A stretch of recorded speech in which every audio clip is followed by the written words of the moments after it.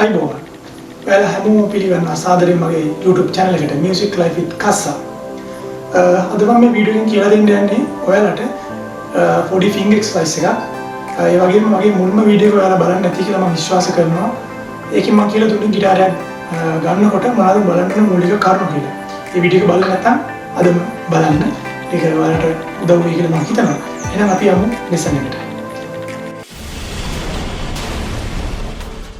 සාමාන්‍යයෙන් ගිටාර එක ප්ලේ කරද්දී පොඩි නීතියක් වගේ එකක් තියෙනවා. ඒ කියන්නේ ඇඟිලි ටික හසුරවන ආකාරය. සාමාන්‍යයෙන් මේක අපි සලකන්නේ හතරවෙනි ඇඟිල්ල, මේක තුන්වෙනි ඇඟිල්ල, මේක දෙවෙනි ඇඟිල්ල, මේක පළවෙනි ඇඟිල්ල. අපි මේ සඳහා මේ මහපට ඇඟිල්ල වාදනයට යොදා ගන්න. අපි යොදාගන්නේ ගිටාර එක බැලන්ස් කරලා පොඩ්ඩක් අල්ල ගන්න තමයි. පටන් ගන්න සුළු ඇඟිල්ලෙන් පළවෙනි ඇඟිල්ල, ඒ වගේම මේ ඇඟිල්ල. ඒක තමයි තුන්වෙනි ඇඟිල්ල. මැද ඇඟිල්ල දෙවෙනි ඇඟිල්ල, දබර ඇඟිල්ල තමයි පළවෙනි ඇඟිල්ල. අපි පොඩ්ඩක් බලමු මේ කොහොමද එක්සර්සයිස් එක කරන්න කියලා. අපි පටන් ගමු සෙකන්ඩ් ෆ්‍රෙට් එක. මෙතන ෆස්ට් එක, මේ සෙකන්ඩ් එක. ඒතර අපිට මේකදී අවශ්‍ය වෙන්නේ සෙකන්ඩ් ෆ්‍රෙට් එකයි තර්ඩ් ෆ්‍රෙට් එකයි. මේ දෙක අතර තමයි මේ මූලික එක්සර්සයිස් එක අපි කරන්නේ. අපි බලමු. මේකට අවශ්‍ය වෙන්නේ අපිට තුන්වෙනි සහ හතරවෙනි ඇඟිල්ල. ඒ කියන්නේ මැද ඇඟිල්ල සහ දබර ඇඟිල්ල. අපි බලමු කොහොමද කරන්න කියලා. පොඩි එක්සර්සයිස් එකක් තියෙන්නේ.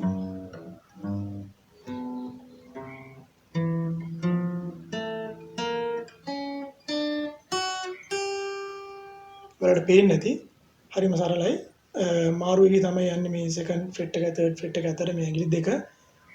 මම ඒකයි පොඩ්ඩක් වලට පහසු වෙන්න තමයි පොඩ්ඩක් හිමින් වාදනය කරලා පෙන්නුවේ. ඒ වගේම ඔයාලා දැනගන්න ඕනේ පික් එක.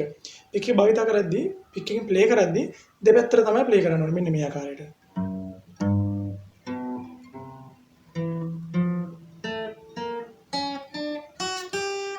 පික් එකෙන් දෙපැත්තට තමයි ප්ලේ කරන්න ඕනේ.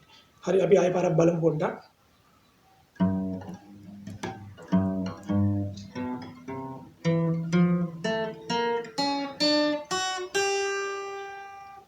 ඒක තමයි මූලික කොටස. ඊට පස්සේ අපි දැන් මේ අන්තිම ෆ්‍රෙට් එකට ගියානේ. අන්තිම ස්ට්‍රින්ග් එකට. එතන ඉඳන් ආයෙ උඩට මේ ආකාරයට යන්න ඕනේ.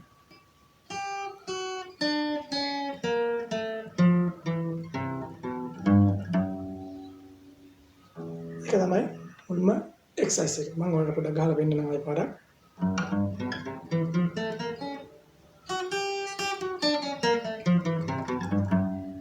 ඔයාලට ටිකක් පුරුදු වුණාම ඒ වගේ ස්පීඩ් කරන්න පුළුවන්. දැනට මේ විදිහ කරන්න. මේක තමයි මේ ලෙසන් එකේ කියන්න තියෙන මූලික ටික. මම තව ටිකක් කියන්නම්. ඔයාලා මේ විදිහට පුරුදු වුණාට පස්සේ පුරුදු වෙන්න ඕනේ මේ විදිහට. අපි දැන් එකපාරයි ප්ලේ කරේ එක ෆ්‍රෙට් එක. කොහොමනේ? ඊපස්සේ ෆ්‍රෙට් එකේ දෙක දෙක.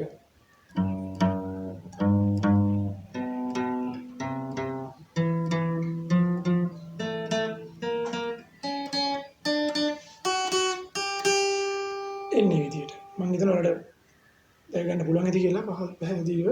ඒ වගේම පික් එක මම කිව්වා වගේ දෙපැත්තට තමයි ප්ලේ කරන්න ඕනේ. ඊට පස්සේ ආයෙ පහළ සිට ඉහළට.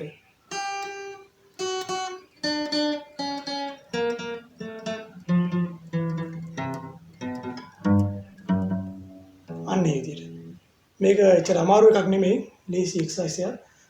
මම අද මේ වීඩියෝ එකෙන් පොඩි එක්සර්සයිස් එකක් තමයි මේ ඔයාලට කියලා දෙන්න හිතුවේ. ඉතින් මේක කරලා බලන්න. මේක ලේසි.